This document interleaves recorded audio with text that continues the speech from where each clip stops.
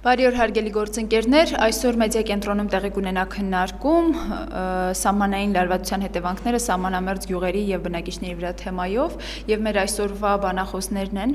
քաղաքացիական պայմանագիր կուսակցության վարչության նախագահ Արայիկ Հարությունյանը, քաղաքացիական պայմանագիր կուսակցության մամլոյ խոսնակ Ալեն Սիմոնյանը եւ քաղաքացիական պայմանագիր կուսակցության անդամ Կարո Ղուկասյանը։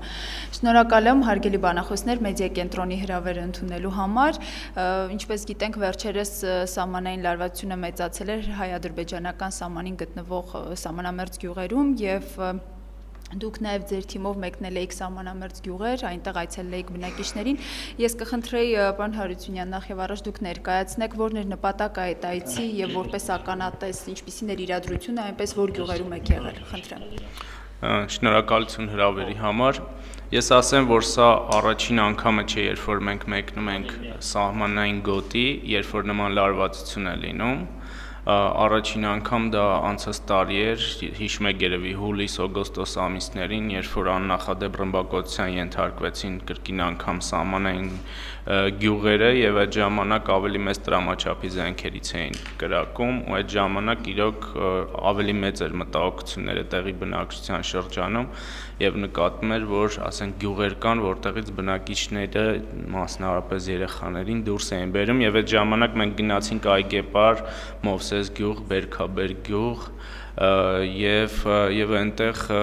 մի երկու օր անցկացրեցինք տեղի բնակիչների հետ, այս անգամ էլ նպատակը նույնն էր, նախ իրավիճակին ծանոթանալ, որովհետեւ շատ հակասական լուրեր կային Երևանում, տարբեր լրատվամիջոցներում, որ մարդիկ խուճապի մեջ են, մարդիկ փախչում են այդ գյուղերից։ Երկրորդը մենք ամեն անգամ նման այց կատարելուց գնում ենք ասելու, որ Երևանում նստած քաղաքական գործիչները մարդիկ իրենց աջակցությունն են հայտնում իրենց գյուղացիներին, իրենց հետ են այս հարցում ու փորձել են ամեն կերպ աջակցել նրանց։ Հիմա այդ եղել է եւ անցած տարի եւ այս տարվա հունվարին եւ ուրեմն ամռանը նպատակը էս էր, նպատակը այն էր, որ տեսնել թե իրոք այդ իրավիճակը լրատվամիջոցներում նկարագրվող իրավիճակը համապատասխանում է իրականությանը, բայց մենք տեսանք, որ խոճապային տրամադրություններ այստեղ չկան եւ մարդիկ իրոք մտահոգված էին, մարդիկ, որովհետեւ օրինակ այն գյուղերում, որտեղ մենք եղել ենք, մասնավորապես օրինակ Սևքար գյուղը, շատ երկար ժամանակ ռմբակոծության չէր ենթարկվել, ինքը սահմանից որոշակի հեռավորության վրա է եւ տեղի բնակիչները ասում են, որ հրադադարից հետո, նույնիսկ 93 թվականից հետո նման գնդակոծություն այստեղ չի եղել։ Մենք եղել ենք մի շարք այլ բնակավայրերում, մասնավորապես սահմանին հենց անմիջապես մոտ գտնվող Բերքաբեր գյուղում, այնտեղ օրինակ պատկերացնելու համար ասեմ, որ տներ կան, որոնց պատուհանները դուրս են գալիս բացառապես ադրբեջանական, այսինքն նայում են բացառապես ադրբեջանական տարածքին եւ դժվար է պատկերացնել, թե այդ մարդիկ այդտեղ ինչ քաջություն պետք է ունենալ այդտեղ ապրելու համար, որովհետեւ յուրաքանչյուր պահ, երբ որ դու մոտենաս, ասենք, քո լուսամուտին, հնարավոր է, որ այդ դիրքերից որոնք մի քանի 100-200 մետր հեռավորության վրա են գտնվում,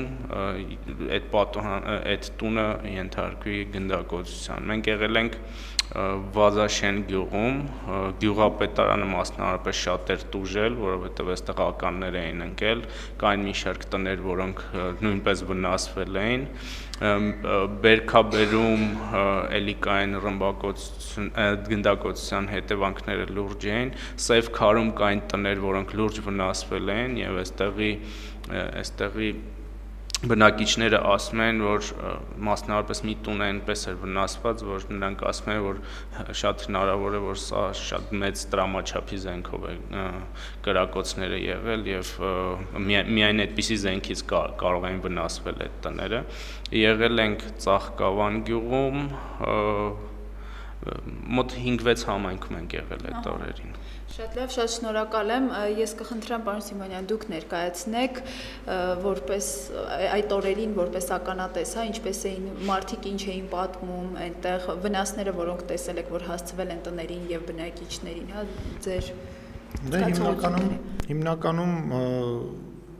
խնդիրը այն էր, որ մարդիկ իրենց մենակ էին զգում, շատ հաճախ այդ խոսակցության մեջ դա զգացվում էր, որ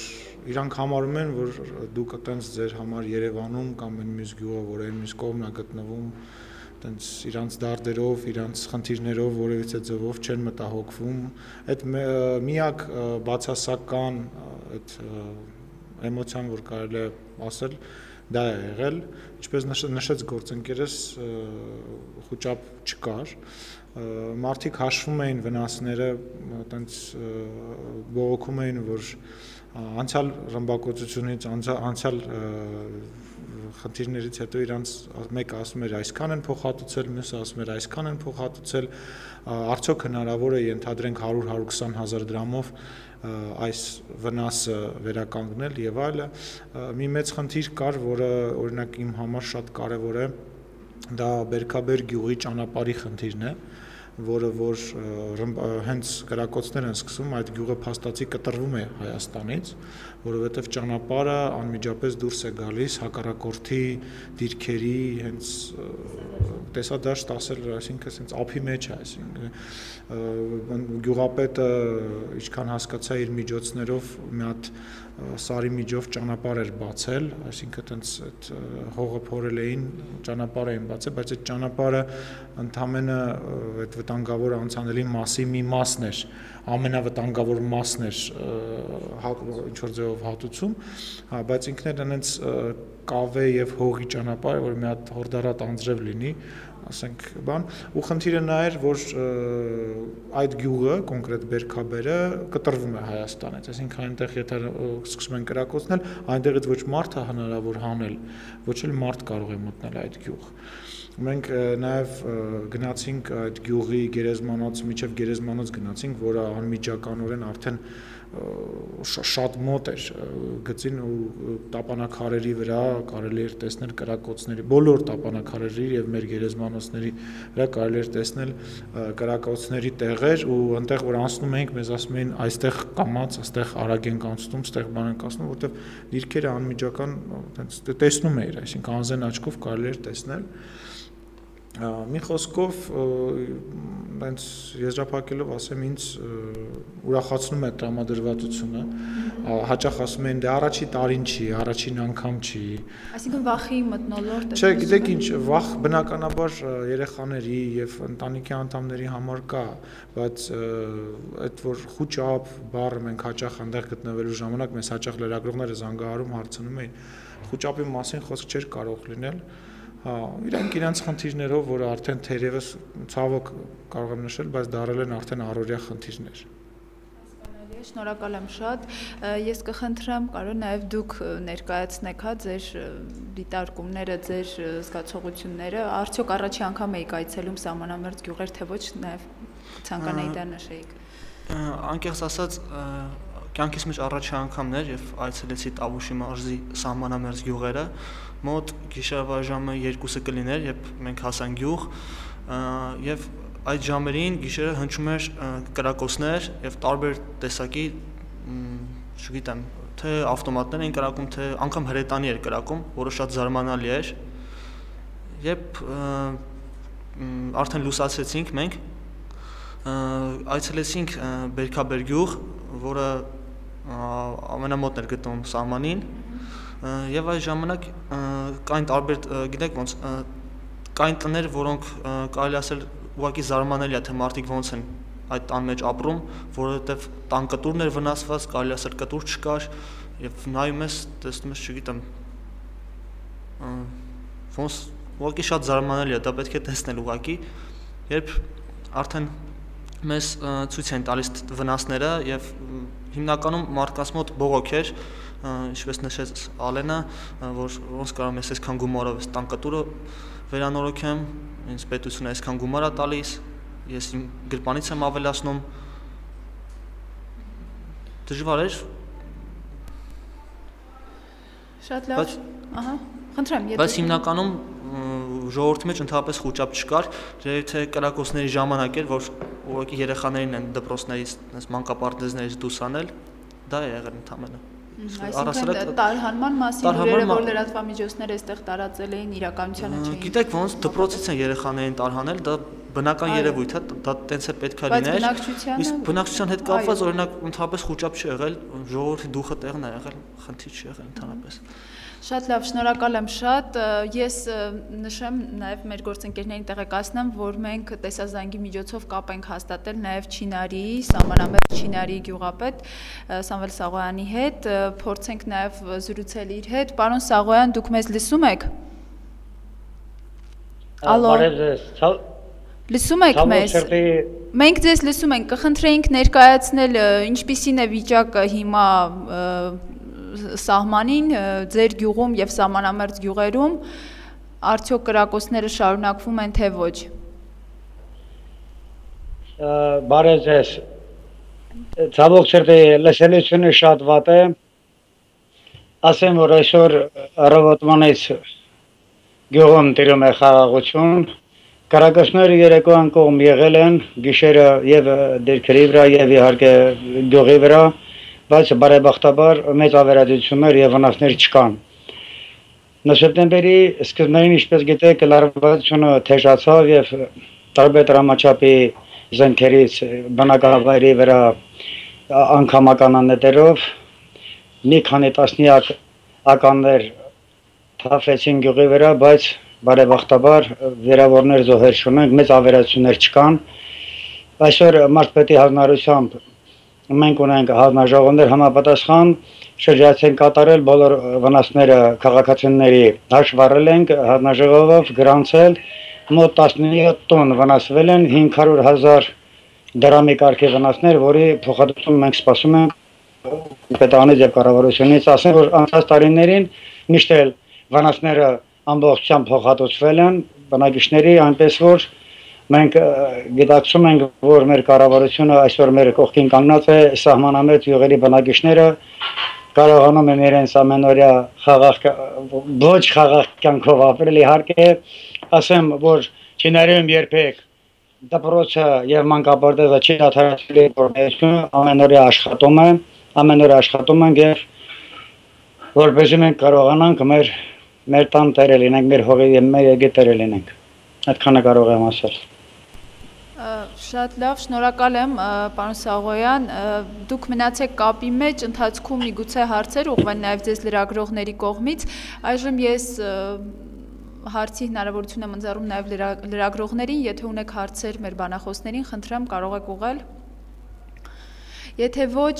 ես կխնդրեի պարոն Հարությունյան, հետաքրքիր է այս իրավիճակում, քանի որ սահմանին լարվածությունը գրեթե միշտ կա, ժամանակ առ ժամանակ այն մեծանում է, ուժեղանում է, ըստ ձեզ Հայաստանի Հանրապետության կառավարությունը, իշխանությունները ինչ քայլեր պետք է անեին այս օրերին կամ միջազգային հանրությանը ուղղված ուղերձ քայլեր, որպեսզի համապատասխան լիներ այս իրավիճակը շտկելու կամ, որը անհրաժեշտ էր այս պահին։ Դե այս առումով իհարկե տարօրինակ էր առաջին հերթին արտաքին գործերի նախարարության լռությունը, որովհետև սրա մասին պետք է բարձրաձայնել բոլոր ատյաններում, քանի որ սա ինքնիշխան պետության սահմանների բնակչության, խաղաղ բնակչության դեմ լուրջ ոտնձգություն է եւ անընդհատ սրա մասին պետք է խոսել, փորձել միջազգային ատյաններում գտնել լուծումներ այս առումով, նաեւ ինչու՞ չէ բարձրաձայնել այս խնդիրը այն ռազմաքաղաքական կառույցներում, որին մենք անդամակցում ենք, այդ թվում նաև հավաքական անվտանգության պայմանագրի կազմակերպությունում, որը չգիտես ինչու Տաջիկստանում մի շաբաթ առաջ տեղի ունեցած իրավապահների եւ նախկին զինվորականների միջև հրաձգությունից եւ սպանությունների մասին հայտարարություններ էր տարածում, բայց Հայաստանի Հանրապետության ուրեմն սահմանամերձ գոտիների գնդակոծության վերաբերյալ լռում է, այնինչ Հայաստանի Հանրապետությունը ՀԱՊԿ լիարժեք անդամ է եւ նման ոտնձգությունը փաստացի ոտնձգություն է նաեւ ամբողջ կազմակերպության դեմ։ Այս առումով սա կուզեի ասել, որ պետք է բարձրաձայնել խնդիրները միջազգային ատյաններում, ինչ վերաբերում է պաշտպանական գերատեսչություններին այնտեղ մեր զրույցներից, մեր հանդիպումներից, խոսակցություններից հասկանալի դարձավ, որ մեր ուրեմն զինվորականները հնարավորության դեպքում լիարժեք պատասխան տալիս են եւ փորձում են լրացնել այն կետերը, որտեղից առավել շատ են ռմբակոծվում, գնդակոծվում մեր բնակավայրերը եւ դիրքերը։ Այդ առումով նույն բնակիչները իրենք մեծ խնդիրների մասին չեն խոսում, ինչ վերաբերում է զինվորականներին։ Առավել գիտեք, մարդիկ այս զրույցների ընթացքում որքան էլ որ տարօրինակ են, նրանք բողոքում են ոչ թե ռմբակոծությունից, այլ այն սոցիալական վիճակից, որը այնտեղ տիրում է։ Գիտեք, որ անցած տարի, երբ որ մենք այցելեցինք, կամ եթե չգիտեք, տեղեկացնեմ, որ երբ որ մենք այցելեցինք սահմանապահ գյուղեր, դրանից հետո այժմապատգամավոր քաղաքացիական պայմանագրի վարչության անդամ Նիկոլ Փաշինյանը ներկայացրեց սահմանապահ գյուղերի մասին օրենք, որտեղ առաջարկում էր մեծ ուրեմն դոտացիաներ, արտոնություններ տալ այնտեղ ապրող մարդկանց, քաղաքացիներին եւ այնտեղ գործող ձեռնարկություններին, ճիշտ է կառավարությունը ինչ որ իր տարբերակը բերեց օրենքներին, ինչ որ աղճատված տեսքով ուրեմն ընդունվեց այդ օրենքը։ Իհարկե այդ օրենքի ընդունումից հետո ինչ որ չափով սոցիալական խնդիրներ լուծվեցին, բայց դրանք շատ անբավարար են։ Մենք պետք է հասկանանք, որ մենք առավելագույնը պետք է անենք, որպեսզի մարդիկ այդ սահմանապահ գյուղերից չգնան, որովհետև դիրքում կանգնած յուրաքանչյուր զինվորականը ինքը առավել վստահ է այնտեղ կանգնում, եթե գիտի, որ պաշտպանում է ուրեմն բնակավայրերը, որտեղ մարդիկ կան։ Եթե նա զգա, որ իր թիկունքում մարդիկ չկան, խաղաղ բնակչություն չկա, այդ մոտիվացիան նրա մոտ հնարավոր է շատ ավելի թույլ լինի։ Դրա համար մենք առավելագույնս պետք է անենք, որպեսզի ապահովենք ուրեմն այս սահմանապահ գյուղերի բնականon կյանքը եւ առավել մեծ հնարավորություններ տանք այստեղի բնակիչներին, կլինի դա արտոնությունների տեսքով, կլինի դա ուրեմն կոմունալ վճարների, գույքահարկի, չգիտեմ, հողի հարկի տեսքով, որ պետությունը դրանք փոխհատուցի։ Շնորհակալ եմ շատ, կխնդրեի պարոն Սիմոնյան, նաև դուք ձեր տեսակետը ներկայացնեք միջազգային դիվանագիտության ոլորտում Հայաստանը ինչ քայլեր պետք է անի այս հարցի շուրջ, որ չի անում միգուցե ձեր կարծիքով։ Դե գիտեք ինչ, մի քիչ դժվար է դրա մասին տենց դատողություններ անել եւ կարծիքներ հայտնել, քանի որ թե բանակցային գործընթացը, թե այն ամենը, ինչ այսօր տեղի է ունենում, շատ հաճախ փակ դռների հետևում է տեղի ունենում, այսինքն մենք բանակցություններից իմանում ենք այն պաշտոնական տեղեկատվությունը, որը որ հանրությանը մատուցվում է, բայց կրկին համաձայնելով Հարությունյանի հետ ասեմ, որ բարձրաձայնելը, աղմուկ բարձրացնելը արվում է հիմա, բայց այնուամենայնիվ դա բավարար չէ, պետք է մաքսիմալ շատ բոլոր հնարավոր տեղերում շեշտվի եւ այդ հարցը առաջ քաշվի, որովհետեւ մենք հանգիստ ենք նստած, մենք Երևանում կամ մեկ ուրիշ տեղ հանգիստ ենք նստած, այդ մարդիկ այնտեղ ասենք գիշերներ չեն քնում, որովհետեւ վախենում են իրենց երեխաների համար եւ անընդհատ պատրաստ կանգնած են, որ վազեն մտնեն իրենց նկուղները եւ այլ, այսինքն ես կարծում եմ, որ այնուամենայնիվ միջազգային ճնշման շնորհիվ հնարավոր է, ասենք 10 կրակոցից 3-ը 2-ը կանխել, էլի այդ ճնշմանը մեր տարածաշրջանում, մեր պես երկրներում այդ ճնշումը մեծ ազդեցություն է ունենում։ Ինչ վերաբերում է անելիքների հետ կապված, մենք պետք է նաև մի շատ կարևոր բան հասկանանք, որ անելիքը նաև մեր կառավարությանն է, գյուղապետը նշեց, որ ինքը շատ գոհ է, իրանք շատ գոհ են, իրանք այդ աջակցությունը տեսնում են, ես անձամբ համարում եմ, որ այդ աջակցությունը շատ կարող է լինել ու բավարար չէ, որովհետև մի բան է ասել դա այստեղ եւ մի բան է գնալ այնտեղ աչքով տեսնել, որ մարդիկ աշխատանք չունեն, որ մարդկանց վնասները ոչ պատշաճ չափով են հատուցվում, որ այսօր Երևանում ինձ որպես երևանցի շատ ավելի քիչ է հետաքրքրում 6 ամիսը կամ մի ամիսը մեկ տնկվող ծաղիկները, ինձ ավելի շատ հետաքրքրում է, որ իմ դուռը, իմ երկրի դուռը ավելի պինդ ու ամուր լինի, ես համաձայն եմ, թող այդ ծաղիկները, թող այդ 6 ամիսը մեկ ասֆալտապատումները չլինեն, բայց կոնկրետ, ասենք, Բերքաբեր գյուղը ապահով մի ճանապարհ ունենա, որը Աստված մի արածցե անհրաժեշտության դեպքում կարողանա իր բնակչությանը տարհանել։ Այդ դա է իրական կառավարության իշխանության անելիքը, ներքին անելիքը, իսկ արտաքին անելիքը, նորից եմ ասում, պետք է մի քիչ ուժեղացվի այսքանը։ Շատ ունենք հարց, կխնդրեի բարձրախոսը փոխանցել։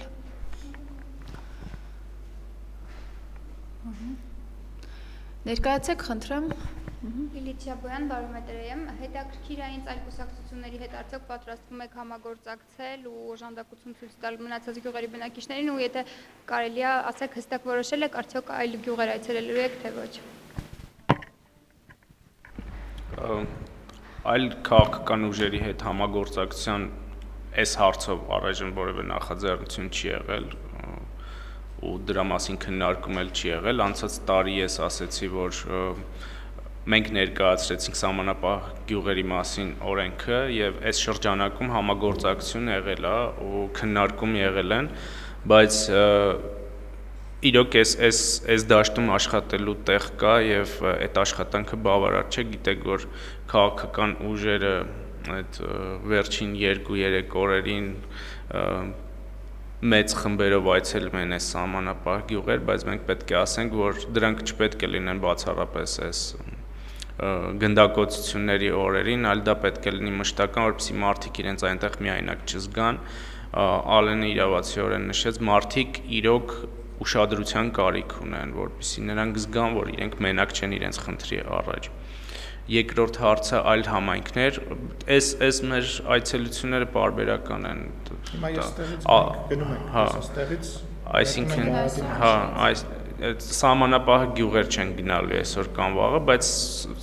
սահմանապահ գյուղերը մեր ուշադրության կենտրոնում են, մենք այս այցելած գյուղերում ունենք ուրեմն կոնտակտներ, որոնց հետ մշտական կապի մեջ ենք, մարդկանց հետ մշտական կապի մեջ ենք եւ ցանկացած սրացման դեպքում կամ ցանկացած խնդրի դեպքում նրանք կապվում են մեզ հետ, մենք ենք նրանց հետ կապվում ու փորձում ենք լուծումներ տալ նաեւ այն լծակները, որոնք քաղաքացիական պայմանագիրը այսօր ունի իր տրամադրության տակ։ Շնորհակալ եմ շատ։ Եթե կան այլ հարցեր, խնդրեմ։ Եթե ոչ, մենք եզրափակենք մեր ասուլիսը, եթե հավելելու ինչ-որ բան կա, խնդրեմ, կարող եք արտահայտվել։ Շնորհակալ ենք հրավերի համար, շատ ցանկալի կլիներ, որ ավելի հաճախ նման խնդիրներին անդրադառնանք, որովհետև իրոք շատ կարևոր է, ես ճիշտն ասած, տենց ոչ հաճախ եմ հենց սահմանային գյուղերի այցելության մասնակցել, բայց գիտեք, անկեղծ շատ անհրաժեշտ ու շատ կարևոր բան է, որ մարդիկ զգում են, որ իրենք միայնակ չեն, վերջիվերջո մեր սահման պահողը միայն մեր զինվորը չէ, զինվորը չի պահի այդ դիրքը, եթե շատ ավելի հեշտությամբ կհանձնի, եթե մեջքի հետևում գյուղ կամ քաղաք չկա, դա հայտնի բան է եւ ես այդ գյուղերը նաեւ սահման պահող գյուղեր եմ համարում եւ այդ գյուղից է սկսում Երևանի յուրաքանչյուր բնակարանի յուրաքանչյուր տան մուտք, դա մեր տների մուտքն է եւ մենք պետքա շատ աչալուր լինենք ու շատ կարեւորենք այդքան։ Շնորհակալ եմ, խնդրեմ։ Ես Ալեն Սիմոնյանի հետ համաձայն եմ եւ ավելացնեմ, որ Երևանը միայն Հայաստանը չէ եւ Հայաստանը միայն Երևան չէ, պետք է մտածենք, որ Երևանի սահմաններից դուրս կան այնպիսի գոտիներ, որոնք իրոքից ուշադրության կարիք ունեն, այդքանը։ Շնորհակալ եմ։ Եվ կներգևս երկու բան ես ավելացնեմ այս առումով, նախ կուզեի լրատվամիջոցների աշխատանքը մի փոքր քննադատել, որովհետեւ ընդհանրեն 2-3 օր հետո նման լուրջ ուրեմն գնդակոծություններից հետո այնտեղից սկսեցինք ռեպորտաժներ անել եւ չգիտեմ, լուսանկարներ ուղարկել, մարդկանց հետ անմիջական շփվել, իհարկե լրատվամիջոցները լուսաբանում են պաշտոնական նաև լրահոսներ են ներկայացնում, բայց ես կարծում եմ դա բավարար չի եւ հենց դա էր պատճառը, որ այդպիսի խոճապային տրամադրությունների մասին էին խոսում, այսինքն անմիջական տեղերում լրատվամիջոցները թույլ էին աշխատում եւ ես կարծում եմ, որ նման սահմանային խնդիրներ ունեցող պետությունում լրատվամիջոցները ավելի լուրջ պետք է սահմանամերձ գոտիներում աշխատեն եւ այնտեղից ավելի շատ ռեպորտաժներ տան եւ մարդկանց հետ զրուցեն, իրական վիճակը ցույց տան, որպեսզի նման խոճապային տրամադրություններ չլինեն։ Նաեւ ասեմ, որ նման բարդ իրավիճակներում է, որ երևում են այն իրական խնդիրները, որոնք սահմանամերձ գոտիներում կան, այդ թվում նաեւ ռազմական գործողությունների հետ կապված։ Ես ձեզ մի օրինակ ասեմ, որ օրինակ երբ որ Սև Քարում մենք հանդիպեցինք մի խումբ մարդկանց, որոնք պատմում են, որ իրենք նման իրավիճակում չեն իմացել, թե ինչպես գործել։ Կար մի տուն, որը գնդակոծվել էր, ականեր ընկել, եւ նրանք փոխարենը իրենք էին պատմում, փոխարենը իրենց նկուղում, որ բավականին պաշտպանված էր եւ այնտեղ կարելի էր թաքնվել, այդտեղ թաքնվել փոխարեն նրանք դուրս էին եկել փողոցներ, վազել էին փողոցներով կամ փորձել էին այլ թաղամասեր տեղափոխվել, այնինչ հենց այդ ճանապարհների վրա ականներ են ընկել, այսինքն բոլոր առումներով աշխատանք կա նաև բնակչության հետ պարզաբանելու, սովորեցնելու, ուսուցանելու, թե նման բարդ իրավիճակներում բնակչությունը ինչպես պետք է գործի եւ ինչ անի։ Ես այդ զրույցներից հետո ասում եմ, որ միայն երջանիկ պատահականությամբ մենք այդ գնդակոծությունների օրերին հենց կոնկրետ բնակավայրերում զոհեր չենք ունեցել, այնինչ դրանք կարող են բազմաթիվ լինել հենց այն ուրեմն գործողությունների հետևանքով, որոնք սխալ գործողությունների հետևանքով, որոնց բնակիչները դիմել են, մասնավորապես չթաքնվելով իրենց տներում, նկուղներում եւ այլն։ Շատ շնորհակալ եմ քննարկմանը մասնակցելու համար եւ ներկայացնելու համար իրավիճակը սահմանապահ գյուղերում,